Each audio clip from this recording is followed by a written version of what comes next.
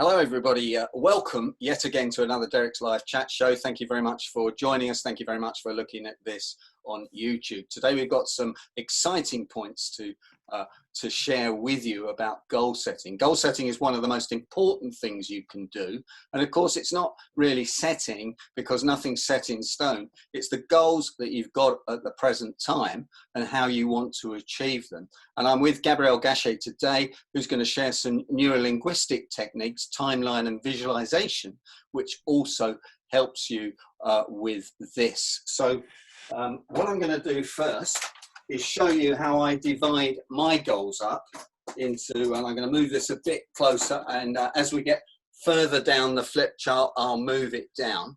But this is the goal sheet I came up with a number of years ago because I felt that goals needed to fit into certain categories. And my view was that if you couldn't look after your health, you wouldn't be able to achieve any of the other goals. So health and fitness was the most important things. And then I came to sub goals down this side, and I'll share those with you in a minute. Then I decided that clearly the family, and I mean family and friends, an extended family, because I'm an only child and I had a lot of friends and etc. So I mean family and friends that you know for a while, and checking that they're all right. Then I came to finance, because when I was 40, I was a middle manager in Barclays. I had a big mortgage. And as I set that goal, I decided that I would get my mortgage down by as much as I could each year. And in fact, I had it down to something which was irrelevant by the time I was 48, because that gave me control. Because I remember somebody saying to me, you might teach this negotiation, Derek, but you haven't actually got a walk away position from Barclays, who I work for. And I thought, no, you're right. You know, when someone says that to you, you go, I don't like you telling me that, but you find out it's true.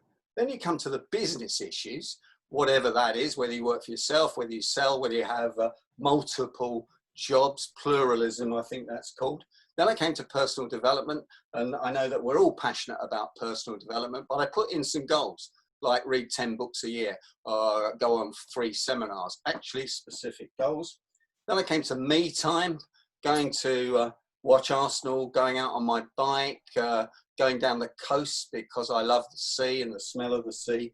And then at the bottom one is contribution to society, call it philanthropy, call it whatever you like, call it what we're doing today, passing some of these things on.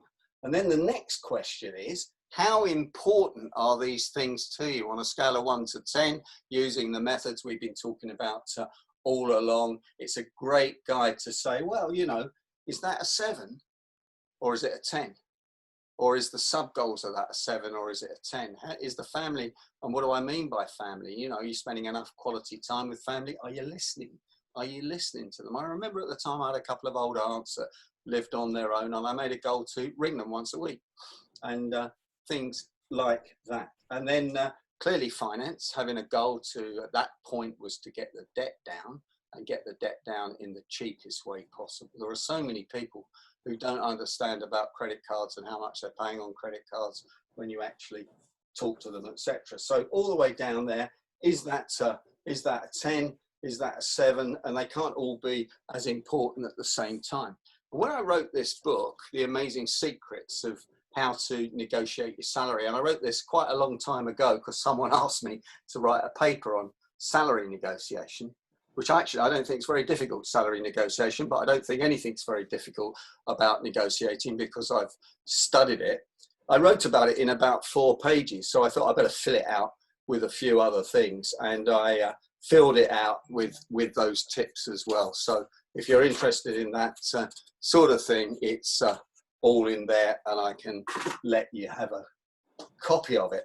And my sub goals down here before I hand over to Gabby were roughly, and it depends, and like Andy Gilbert said last week, these are moving feasts. These aren't goals that are set in stone. They could change every week as you achieve something, then you need to review it. So under health and fitness, I had exercise, diet, and mental health. You'll be pleased to see, Tim, because that's clearly, and that counts in resilience, because I wasn't as resilient as I thought I should be to some of the things I was being faced with by the working in head office of a massive bank.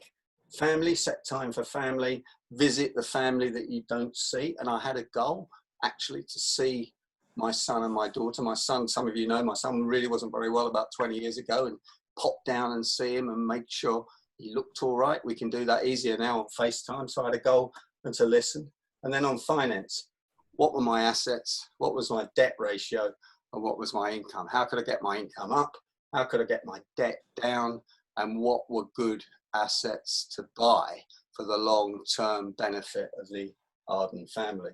And then in business, I had a goal to become a non-executive director, which I've done several times, looking at how do I sell more to the clients, and networking, where you'll be pleased to see, because clearly networking is vital, whether you're working for a big bank or whether you're doing what we're doing, because actually without a network, you've got nobody to call on. So it's absolutely vital. And I'm still amazed. People look at me blank when I talk about networking so often, and they don't really get it. And well, I point them towards your website always.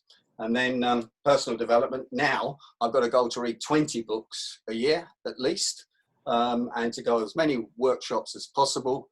And I run 3 mastermind groups. And if we count this as a mastermind group, that's 4.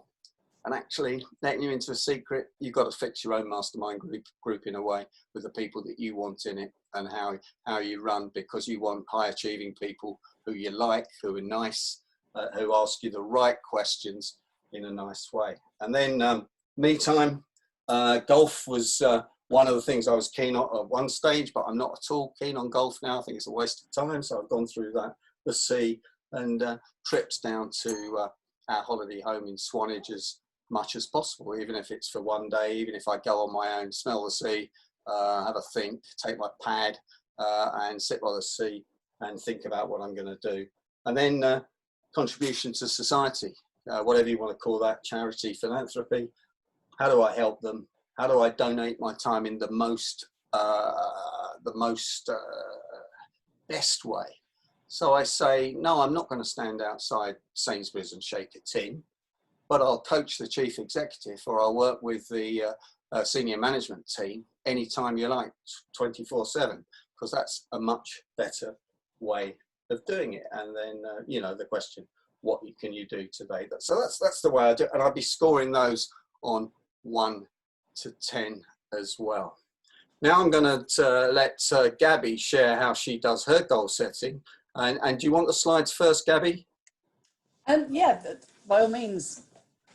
So goal setting is something that I've been interested in for years and years and years. And I was first introduced to it when I joined financial services back in 1988. And they were very big into how to be the best person you could be. And in those days, there were people like Zig Ziglar, who was all about sales. There was Brian Tracy. There was a whole host of people. Jim Rohn, who I thought was great with his drawly accent. And his phrases are embedded in my mind. And when I hear certain things, they jump into my head to remind me. And about 20 years ago, 20 years there or thereabouts, maybe 15 years ago, I came across Your Best Year Yet. And I was doing research for a particular client around goal setting at the beginning of the year. Now, I'm a great believer that goal setting is not something that you do on New Year's Eve or New Year's Day. It's something that you do on a regular basis. And some people, and my husband, for example, he's got a spreadsheet and he looks at it every single day. I know on previous things I've talked about having goals written up and put on your mirrors here, there and everywhere so that they remind you on a daily basis. But this idea of where do you want to be, we've then got to start thinking about where do I want to be? Which I am I talking about? And, you know, as Derek has said, he's broken his goals up into the different areas, but actually there's also something around breaking up the the different roles that you play. So Derek, can you go to the other one, the spider's web, as I call it? Yeah. Well, I think so. I'm having a Tim moment at the moment because the slides aren't changing, or maybe we're going via the cloud. This is interesting for anyone watching it on YouTube. Zoom needs a lot of practice. I'll find it. You keep talking. I can talk through it. So a bit like the Mr. Ben, for those of you that remember Mr. Ben many, many years ago, we each have many different roles that we take on as an individual. So for the gents in this group, it could be that you're a son. It could be that you're a father, that you're a brother. For the ladies, you're a mother, you're a daughter. Perfect. Thank you very much. You're a friend, you're a wife, you're a husband, you're a homemaker, you're a breadwinner, you're a coach, whatever it might be. And it is a really worthwhile exercise, writing down all the different roles that you have as an individual. And you will come up with, if you persevere, you will come up with over 30 easily. I think I came up to about 150, and then I'd had enough, but I could have kept going, because it just expands your awareness of how you are so full and so needed in the world. And then when we come to goal setting, what are the top 10 roles that you want to focus on? What are the top 10 roles, or the top 8 roles in this circle? And I've just picked out these: an artist, a wife, a friend, daughter, homemaker, coach, financial advisor, and mother. And a bit like Derek was saying, scoring them on a scale of 1 to 10. I think this idea of marking yourself is really helpful, because you can see the incremental changes that you make on a daily, weekly, monthly basis, however often you look at it. So my artistry, is something that I aspire to. On a scale of 1 to 10, where am I at the moment? About 2.5. I make an effort every so often when I see my book. I have, in my office, I have my paints out, I've got my easel out to inspire me on a daily basis every time I come into the office. How often I actually do is a whole other issue.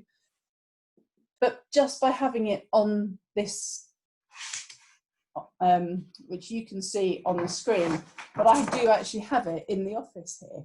So it's on my table, and I look at it every time I come in, and it just is a gentle reminder to do a bit more. As a wife, well, I think I do pretty well as a wife. Could I do more? Yes, I could probably be more complimentary and more encouraging. As a friend, I think I do very, very well. As a daughter, interestingly, when I first did this before Derek and I talked about doing the session, as a daughter, I was probably down to a 5, because I didn't feel that I was calling my parents often enough. I hadn't seen them since Christmas, partly because of the pandemic that we've had this year.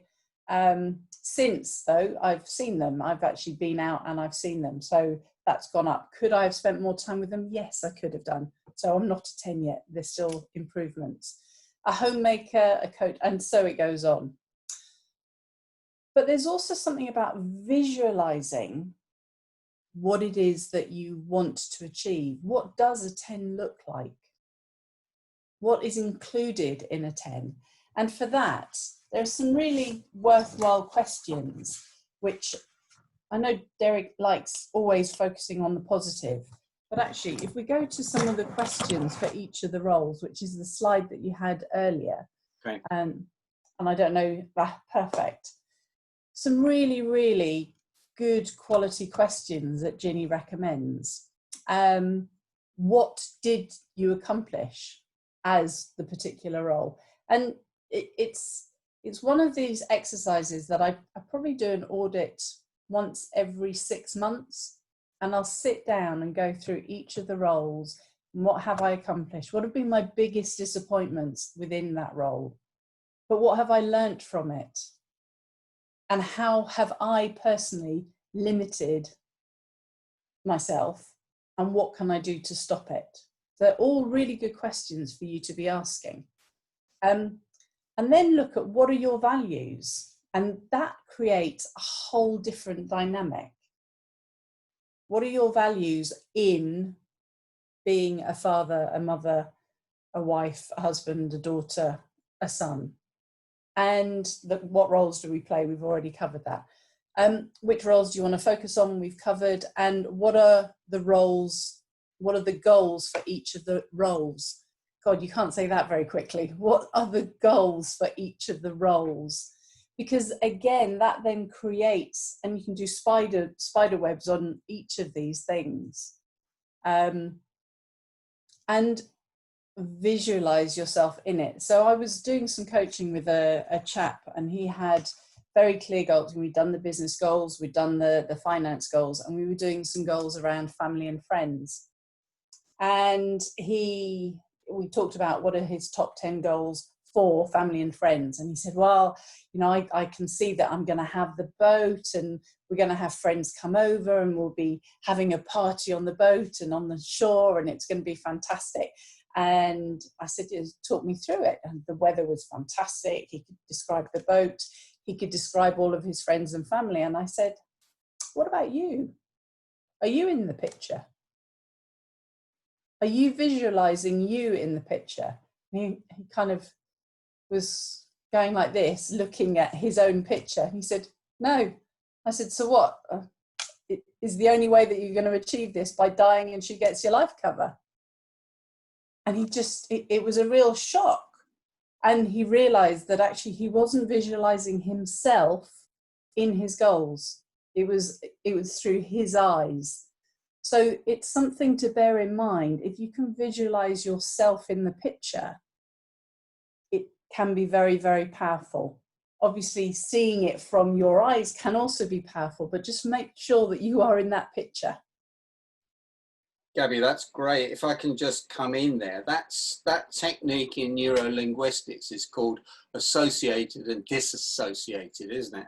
Absolutely. And it's a good technique for resilience as well, which keeps coming up, because if you are in a stressed, can't think state, if you float above yourself, which I think is dissociated, you look down and you say, kind of, what am I up to? What am I achieving? Is this just something that happens in life that I need to handle? And how do I handle it? And you start asking some great questions, which is what you've put which is what you've put up there as well. I think your wheel, some people call the wheel of life, and if you Google the wheel of life, you'll see all sorts of examples of that. And it's just another visual way of doing that. I didn't have an artist when I was writing that book, so I couldn't do it that way, but I don't think it matters. But I also thought your questions are good questions to ask yourself at the end of the day. Now, one of my mentors, Nido Cobain, says you should ask yourself those questions at the end of the day. What have I really achieved? And what can I learn from the day to make sure that I put that right to tomorrow as well? So, and you can almost do that hourly, can't you, when you go to your special place, which is my potato patch in the mornings, as those of you that are following me on LinkedIn at the moment, and just have a think and write out and check through those goals, but also the visualization technique. Do you just want to talk us now down the timeline? So if these are your goals, again, you might say, well, where will I be in 5 years' time on this goal, on that goal, etc., and how we visualize that to fool our mind, isn't it? Really, it's to fool our mind in a way. Well, the great thing about the way that the brain works is if we imagine something or we remember something, actually it's the same process that goes on in the brain. So in order to create connections with the synapses, whether you're remembering it or whether you are imagining it, the connections of the synapses still happen. So there are certain people that, especially with what's going on at the moment, they're reading and they're listening to a lot of negativity, and they're telling themselves negative stories, and they're creating a lot of fear. And what they're doing is they're doing that on a regular basis. So those synapses, I always think of it as, you know, when you walk through a field of overgrown grass, if you walk through it once, it kind of leaves a bit of a track, but then all the grass pops back. But if you keep going backwards and forwards, and then lots of people keep going backwards and forwards, it starts to create gravel, and you get kind of, you can see in the parks where people take shortcuts. After a while, that then gets laid down with gravel, and then maybe even tarmac, and gets widened and widened until it becomes a motorway. And that's how our brain works. So what's important is that the more you remember the good stuff, the more you visualize what you want to have happen, it creates in the brain, if you do it often enough, the motorway to get you from A to B. So it's something to do on a regular basis. So whether it's sitting in your garden by your potato patch, or that you've got the images and the pictures on your mirrors that you look at on a daily basis, or that you just create some kind of routines to remind you to do it. So one of the things that I did early on is I used my key, so my car keys, or I just had a set of keys, and every time I had the keys, it was anchored with, remember what I want to achieve. And I had a couple of goals that I anchored to the keys. And in those days, you needed a key to open the front door, you needed a key to open your car. I was a saleswoman, so I was traveling in the car on a regular basis. So after a meeting, I'd remember. Before a meeting, I'd remember.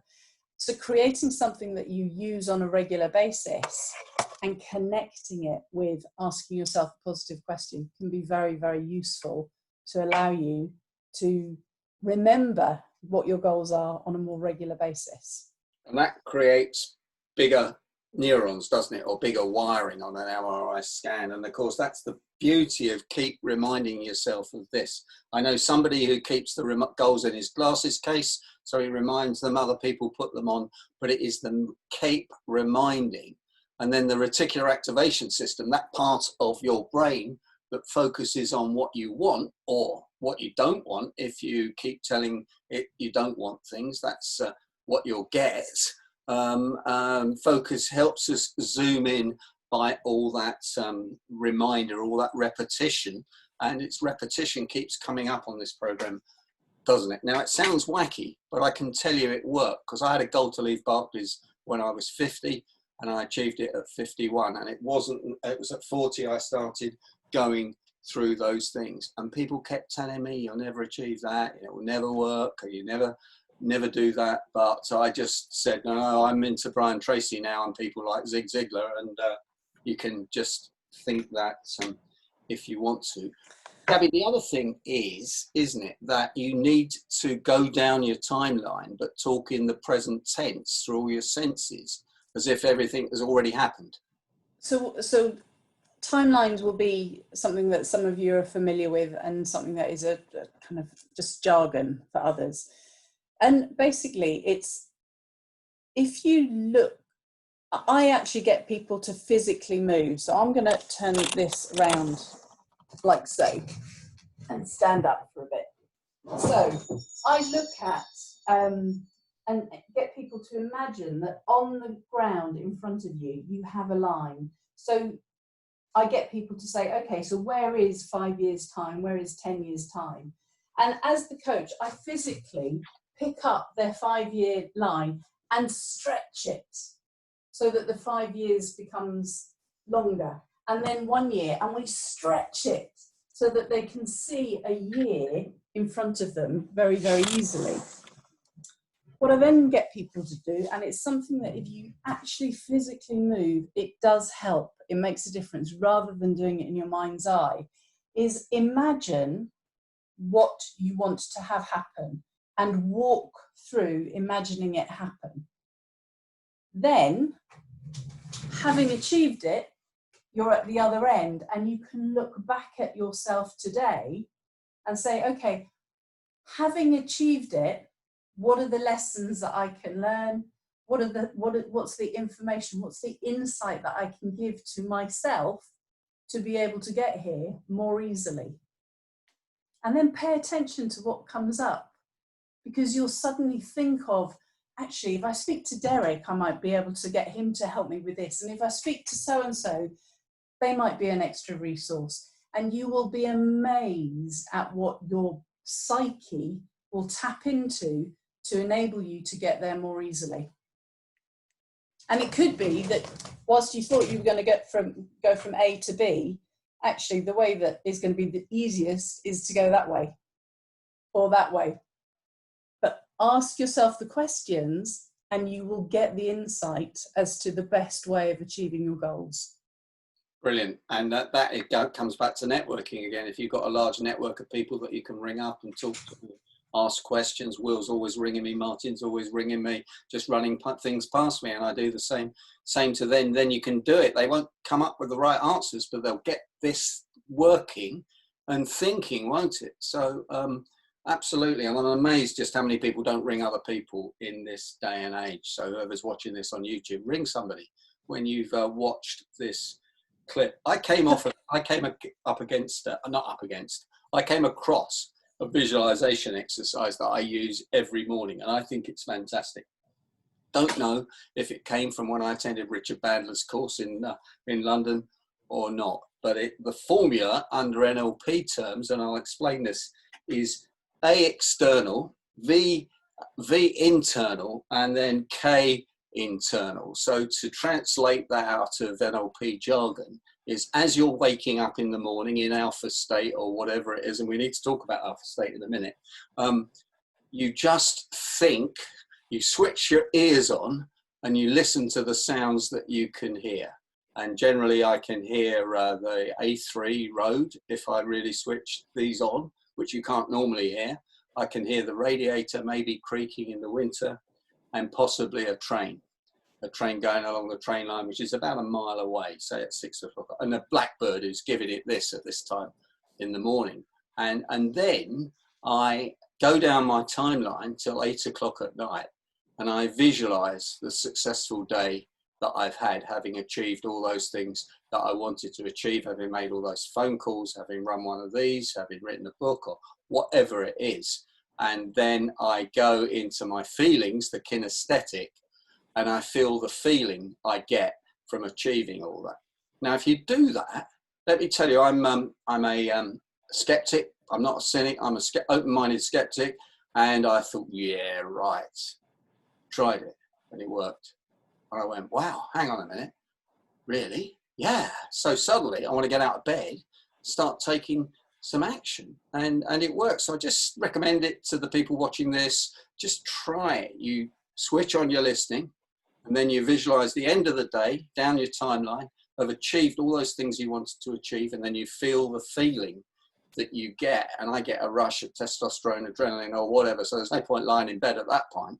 Get up and take some action. So that works for me, and it worked. Apparently, it came from some very successful people that were researched into visualization. So that was one thing. You look like you're going to say something, Gabby, before I mention the next technique I want to just mention. So I just want to point out two things. The first one is, which I was reminded recently when I took a flight to see my parents, being a good daughter, and they talk about, you know, in case of an accident, oxygen will come out. Ensure that you put your own mask on before helping others. And I think with goal setting, it's very important, especially for those of you that are very driven to be helpers, you know, the yellow in personality types, that you are wanting to help others. It is really, really important that using Derek's health and finance, health and fitness even, that you are looking after yourself, that part of your goals has got to be about you. And certainly the British culture is, no, that's selfish, no, I can't do that. And there is, for many, guilt around that. It is fundamental that you, in your goal setting, do something to look after yourself, and you have that as part of the overall picture of what you want to achieve in life. And the second part was, again, when Derek was talking about his finance, you will have heard him say that he wanted to reduce, he wanted to get rid of his mortgage. There's some of you will have goals that are to move away from, i.e. to move away from the mortgage, whereas other people it will be to move towards having enough money to buy the car, having enough money to pay the mortgage off. So just be really aware of whether your goals are moving away from goals or moving towards goals. There's no right or wrong. It's just worth paying attention to it and make sure that all of your goals are set in the positive. So it's not what you don't want to have. Clarify what you do want. Yeah, I don't want to be poor is not a goal. I want to be financially independent. I want to be financially rich. I want to have 10, 100,000 million in the bank, whatever it is for you. But I don't want to be poor is not sufficient. It has to be done in the positive. Fantastic. Oh, by the way, I wanted a speedboat at one stage. That was in my goals as well. And then I realised that I couldn't have everything, and it didn't fit into this, particularly as none of my family wanted a speedboat. So I'd have probably been getting the speedboat out on my own and being Billy No Mates. I wanted to also show you this technique. Now, you can't see this, but my friend Peter Thompson, who some of you know, introduced this to me on the Achiever's Edge about 20 years ago. He said, get a spreadsheet and down the left-hand side, put the years you've been born, and down here, put the goal on how long you want to live for. Well, I put 110 years, hopefully, as long as I'm fit. Apparently, we could make 250 years the way science is going at the moment.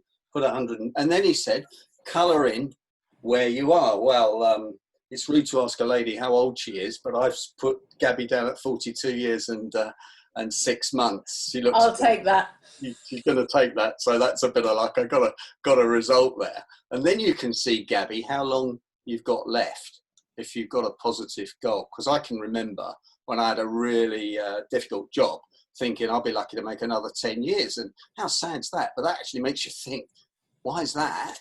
What are these things am I not doing? So this is a great exercise, and I printed that out just now and just to see. So if you fill in where you are now, and so that's July 2020, and you say, well, what do I want to achieve by here, and what am I going to do here to take care of that? So it's another one of those questions that you ask yourself. And I'm fascinated by ancestry. My wife's done a lot of work on ancestry.com about our ancestors. And I just think, what will life be like in 10 years' time? But then everyone's whinging and moaning as we talk about, aren't they? Or a lot of people are. So I bought this book, Utopia for Realists, by this Swedish guy, very interesting book, Rudolf Bregman. There's some YouTube clips. I can't remember, one of you recommended this to me, I think. And of course, he talks about what it was really like for our ancestors 200 years ago. So, I ask myself that question quite often. And then you turn up your ancestors tree. Can you see that? Thumbs up if you can see that. So here it has, on my dad's side, Ellen Walker, born in 1830, somewhere in the east coast of London. Hello, what's happened there? Charles Harvey, born 1821. So I went and visited their graves in East Anglia, in a place called Tollesbury, which is a fishing village. They dredged up pilchards or something from the east coast and stood by their graves, and then went to the schoolhouse, which was built before my Nan was, and imagined her in that schoolhouse. And I thought, wow, what was it like there? And I know Martin's ancestors come from Ireland, and Ireland was hugely poor in those days, and you probably couldn't, and all they had in their minds was food. And all we do is whinge and moan, don't we, that, we can't get out, or or whatever. And I don't mean whinge or moan, but I mean, I just think this is just another way of being grateful. It's slightly outside of what we were talking about, but I'm now visualizing what it was like for them. And I like to go and visit the places and just stop there and think what it was like. It was really interesting. I walked into the church there and I said, I'll just come to see what I can find out about my grandparents or my great-grandparents. And the church warden said, oh, what were their names? And he went to a book and he found their names in a book. And then he gave me a copy of the book that had been written about Tollesbury 10 years before, etc. And I've got it in the back. It's amazing what happens if you just go and ask, build rapport and be nice to people. So that takes me on to the thing about goals is if you can connect them to each other, it can be very, very powerful. So there is something around if you are pushing yourself to achieve a goal. So let's say in sales, for example, in sales, you might have a goal to make, I don't know, let's say 20 phone calls.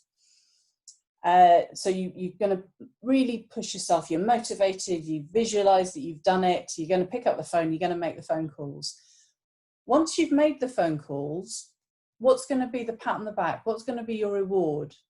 And that could be connected to something like the fitness. That or for me, it would be the art. Once I've made that, then actually I'm going to take half an hour out and I'm going to do some drawing. Or I'm going to write a poem, I'm going to do something that I want to do. So if you can start to connect the dots of your goals, that can become very, very powerful. So you have to do something that is a bit uncomfortable, but you know is a requirement to achieve what you want. And you've got the things that you feel lovely and gorgeous about. Well, don't just go straight to the gorgeous ones. Do something, earn it, and then earn it, and then earn it, and then earn it, and you start to achieve all of your goals much, much more quickly. It's very, very effective. Thanks, Gabby. I'm going to close in a minute and stop the recording. This is something we ought to carry on another session as well, because it's huge. I want to bring Tim in quickly, but I want to summarize what we've covered actually. We've covered an enormous amount of NLP there, haven't we? We've covered associated and dissociated.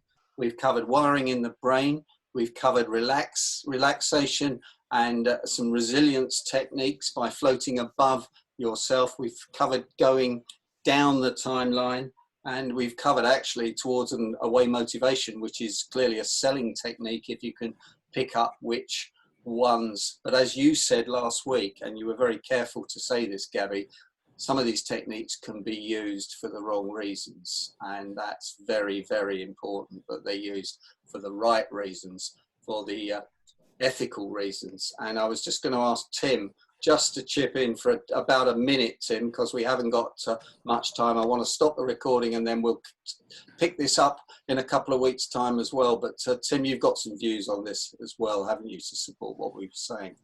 Yes. First of all, I would suggest, as was suggested to me quite a while ago, to think in terms of the timeline.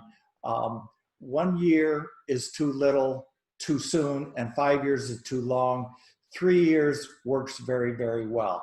The other thing that I would recommend is that remember the second or third session of Derek's live chat show. Will Kintish talked about networking, and he talked us and gave us many processes. And the thing to remember is wherever there is success, there is a process. So for all of our goals, we have to determine what is the process by which I could be a better daughter? What is the process by which I need to use to be a better father, business person, financial handler, networker, whatever. I think when it comes to goal getting, we have to have a process. Thanks, Tim. That's great. Gabby, thanks for joining us. Thanks, everybody, for watching this on YouTube. Please do follow my YouTube channel. Do please email me on action@derekarden.co.uk if you've got any questions, and join me later next week or the week after, or join the YouTube channel. Thanks very much indeed.